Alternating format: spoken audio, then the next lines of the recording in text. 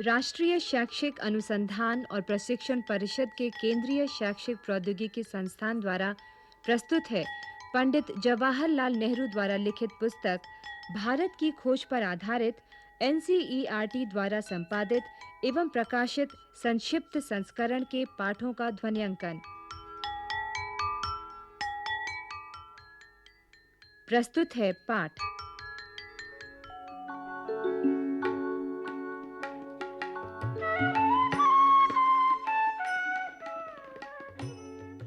तलाश। भारत के अतीत की झांकी। चिंतन और सक्रियता से भरे इन सालों में मेरे मन में भारत ही भारत रहा है। इस बीच मैं बराबर उसे समझने और उसके प्रति अपनी प्रतिक्रियाओं का विश्लेषण करने का प्रयास करता रहा हूं। मैं अपने बचपन की ओर लौटा और ये याद करने की कोशिश की कि मैं तब कैसा महसूस करता था। मेरे विकासशील मन में इस अवधारणा ने कैसा अस्पष्ट रूप ले लिया था और मेरे ताजा अनुभव ने उसे कैसे संवारा था।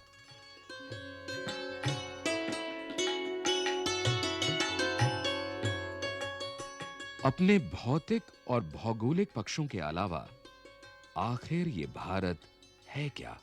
अतीत में ये किस विशेषता का प्रतिनिधित्व करता था? उस समय उसे शक्ति देने वाला तत्व क्या था? उसने अपनी उस प्राचीन शक्ति को कैसे खो दिया? क्या उसने इस शक्ति को पूरी तरह खो दिया है? विशाल जनसंख्या का बसेरा होने के अलावा क्या आज उसके पास कुछ बचा है जिसे जानदार कहा जा सके? आधुनिक विश्व से उसका तालमेल किस रूप में बैठता है?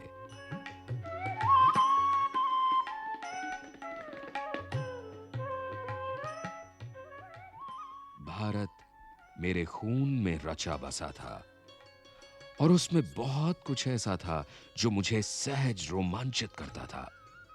इसके बावजूद मैंने उसे एक बाहरी आलोचक की नजर से देखना शुरू किया।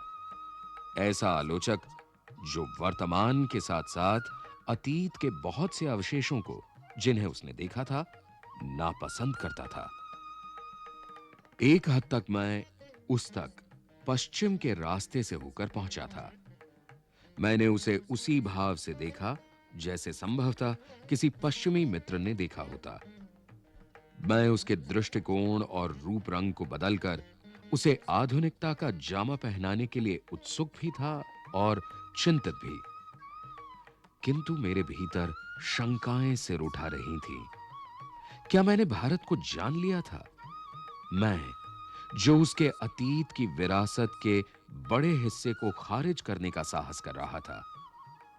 उसमें बहुत कुछ ऐसा था जिसे खारिज किया जाना चाहिए था, बल्कि जिसे खारिज करना जरूरी था।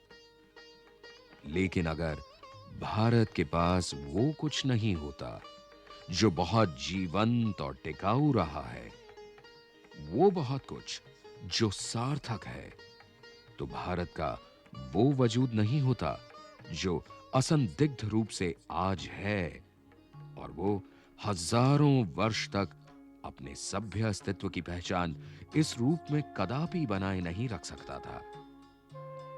वह विशेष तत्व आखिर क्या था?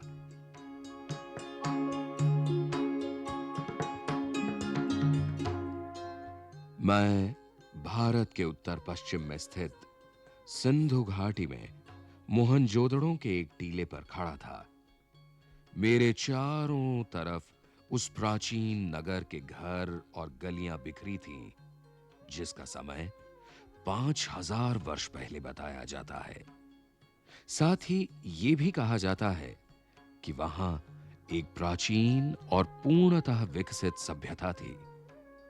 प्रोफेसर चाइल्ड ने लिखा है कि सिंधु घाटी सभ्यता एक विशेष पर्यावरण के साथ मानव जीवन के बेहतरीन समायोजन का आदर्श नमूना है, जिसे वर्षों के धीरतापूर्ण प्रयास से ही हासिल किया जा सका होगा। यह स्थायी रूप से टिका रहा।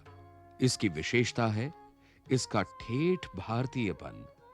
और यही आधुनिक भारतीय सभ्यता का आधार है। ये विचार आश्चर्यचकित कर देता है कि कोई संस्कृति या सभ्यता इस प्रकार 5-6 हजार वर्ष या उससे भी कुछ अधिक समय तक निरंतर बनी रहे, और वह भी स्थिर अपरिवर्तनशील अर्थ में नहीं, क्योंकि भारत तो बराबर परिवर्तनशील और विकासमान रहा है। फारस, मिस्र, ग्रीस, चीन, अरब, मध्य एशिया और भूमध्य सागर के लोगों से उसका बराबर निकट संपर्क रहा। यद्यपि भारत ने उन्हें प्रभावित किया और स्वयं भी उनसे प्रभावित हुआ, फिर भी उसका सांस्कृतिक आधार इतना मजबूत था कि वो हिला नहीं। इस मजबूती का रहस्य क्या है? ये इसने आखिर कहां से पाई?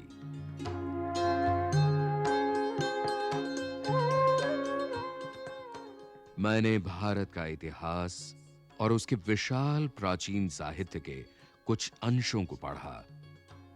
मुझ पर विचारों की तेजस्विता, भाषा की स्पष्टता और उसके पीछे सक्रिय मस्तिष्क की समृद्धि ने गहरा प्रभाव डाला।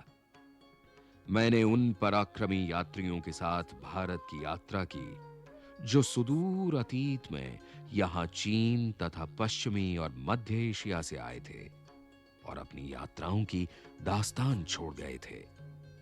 मैं पूर्वी एशिया, अंगकोर, बोरोबुदुर और बहुत सी जगहों में भारत की उपलब्धियों के बारे में सोचने लगा। मैं उस हिमालय पर घूमता रहा जिसका पुराने मिथकों और दंत कथाओं के साथ निकट संबंध है और जिसने हमारे विचारों और साहित्य को बहुत दूर तक प्रभावित किया है। पहाड़ों के प्रति मेरे प्रेम ने और कश्मीर के साथ मेरे खून के रिश्ते ने मुझे उनकी ओर विशेष रूप से आकर्षित किया। मैंने उनमें केवल वर्तमान की सजीवता, सौंदर्य और तेजस्विता को ही नहीं देखा, बल्कि अतीत की स्मृति में बसे उनके मनमोहक रूप का साक्षात्कार भी किया। इस महान पर्वत से निकलकर भारत के मैदानों में बहने वाली भारत की विशाल नदियों ने मुझे आकर्षित किया और इतिहास के अनगिनत पहलुओं की याद ताजा की। इंडस या सिंधु, जिसके आधार पर हमारे इस देश का नाम पड़ा इंडिया और हिंदुस्तान, और जिसे पार करके हजारों वर्ष से यहां जातियां और कबीले और काफिले और फौजें आती रही हैं। ब्रह्मपुत्र, इतिहास की मुख्य धारा से लगभग कटी हुई पर पुरानी कहानियों में आज भी जीवित।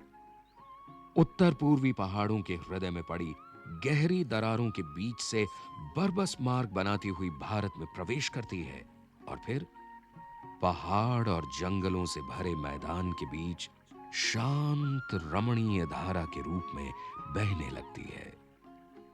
यमुना, जिसके चारों ओर नृत्य, उत्सव और नाटक से संबद्ध न जाने कितनी पौराणिक कथाएं एकत्र हैं, इन सब से बढ़कर है भारत की नदी गंगा, जिसने इतिहास के आरंभ से ही भारत के हृदय पर राज किया है और अनगिनत लाखों की तादाद में लोगों को अपने तटों की ओर खींचा है।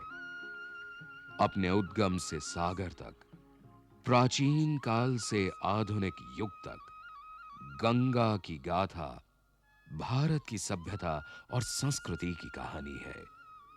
साम्राज्यों के उत्थान और पतन की कहानी है। महान वैभवशाली नगरों की कहानी है। मनुष्य के साहसपूर्ण अभियानों और उस मस्तिष्क की खोज की कहानी है जिसने भारत के चिंतकों को व्यस्त रखा। जीवन के वैभव और पूर्णता के साथ ही उसके निषेध और त्याग की कहानी है। उतार और चढ़ाव की कहानी है। विकास और नाश की कहानी है। जीवन और मृत्यु की कहानी है। मैंने पुराने स्मारकों और भग्नावशेषों को और पुरानी मूर्तियों और भित्ति चित्रों को देखा। अजंता, एलोरा, एलिफेंटा की गुफाएं और अन्य स्थानों को देखा। मैंने आगरा और दिल्ली में कुछ समय बाद बनी खूबसूरत इमारतों को भी देखा, जहां का प्रत्येक पत्थर भारत के अतीत की कहानी कह रहा था। मैं अपने शहर इलाहाबाद में या फिर हरिद्वार में महान स्नान पर्व कुंभ के मेले में जाता हूं और देखता हूं कि वहां अब भी सैकड़ों और हजारों की तादाद में लोग आते हैं, वैसे ही जैसे हजारों वर्ष से उनके पुरखे गंगा स्नान करने के लिए भारत के सभी कोनों से आते रहे हैं। मुझे 1300 साल पहले चीनी यात्रियों और कुछ दूसरे लोगों द्वारा लिखे इन पर्वों के वर्णनों की याद आ जाती है, गो कि उस समय भी ये मेले पुराने पड़ चुके थे और अनजाने प्राचीन काल में गुम हो गए थे। मुझे हैरत होती थी कि वह कौन सी प्रबल आस्था थी जो हमारे लोगों को अनगिनत पीढ़ियों से भारत की इस प्रसिद्ध नदी की ओर खींचती रही है। मेरे अध्ययन की पृष्ठभूमि के साथ इन यात्राओं और दौरों ने मिलकर मुझे अतीत में देखने की एक अंतर्दृष्टि दी, एक निपट बौद्धिक समझ के साथ भावात्मक संवेदन का संयोग हुआ और मेरे मन में भारत की जो तस्वीर थी उसमें धीरे धीरे सच्चाई का बोध घर करने लगा। मेरे पूर्वजों की भूमि में ऐसे जीते जागते लोग आबाद हो गए जो हंसते रोते थे, प्यार करते थे और पीड़ा भोगते थे। इन्हीं में ऐसे लोग भी थे जिन्हें जिंदगी की जानकारी और समझ थी। इन्हीं लोगों ने अपने विवेक के सहारे ऐसा ढांचा तैयार किया जिसने भारत को सांस्कृतिक स्थिरता दी, ऐसी स्थिरता जो हजारों वर्ष बनी रही। इस अतीत के सैकड़ों सजीव चित्र मेरे मन में भरे थे। जब भी किसी जगह जाता था, उस विशेष स्थान से संबद्ध चित्र तत्काल मेरे सामने आ खड़ा होता था। बनारस के पास सारनाथ में मैंने बुद्ध को उनका पहला उपदेश देते हुए लगभग साफ देखा। 2500 वर्ष का फासला तय करके उनके कुछ अभिलिखित शब्द जैसे दूर से आती प्रतिध्वनि की तरह मुझे सुनाई पड़े। अशोक के पाषाण स्तंभ जैसे अपने शिलालेखों के माध्यम से मुझसे शानदार भाषा में बात करते थे और मुझे एक ऐसे आदमी के बारे में बताते थे जो खुद एक सम्राट होकर भी किसी अन्य राजा और सम्राट से महान था। फतेहपुर सीकरी में अपने साम्राज्य को भुलाकर बैठा अकबर विभिन्न मतों के विद्वानों से संवाद और वाद विवाद कर रहा था। वह नई जानकारियों के लिए जिज्ञासु भाव से मनुष्य की शाश्वत समस्याओं का हल तलाश कर रहा था। इस तरह भारत के इतिहास की लंबी झांकी जैसे धीरे धीरे मेरे सामने खुलती जा रही थी, अपने उतार चढ़ावों के और विजय पराजयों के साथ। मुझे बाहरी आक्रमणों और उथल पुथल से भरी इतिहास के 5000 वर्षों से चली आ रही इस सांस्कृतिक परंपरा की निरंतरता में कुछ विलक्षणता प्रतीत होती है। ये परंपरा जो दूर दूर तक जनता में फैली थी और जिसने उस पर गहरा प्रभाव डाला था।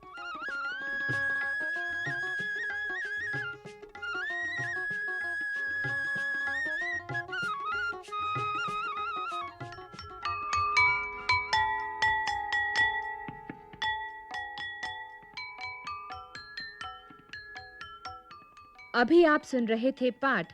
लेखक पंडित जवाहरलाल नेहरू, संपादन और अनुवाद निर्मला जैन, वाचन स्वर जितेंद्र राम प्रकाश, ध्वन्यांकन सतीश लाड़े, दीपक पांडे, निर्माण सहयोग दाऊ दयाल चतुर्वेदी, तथा निर्माण एवं प्रस्तुति रमेश रानी शर्मा।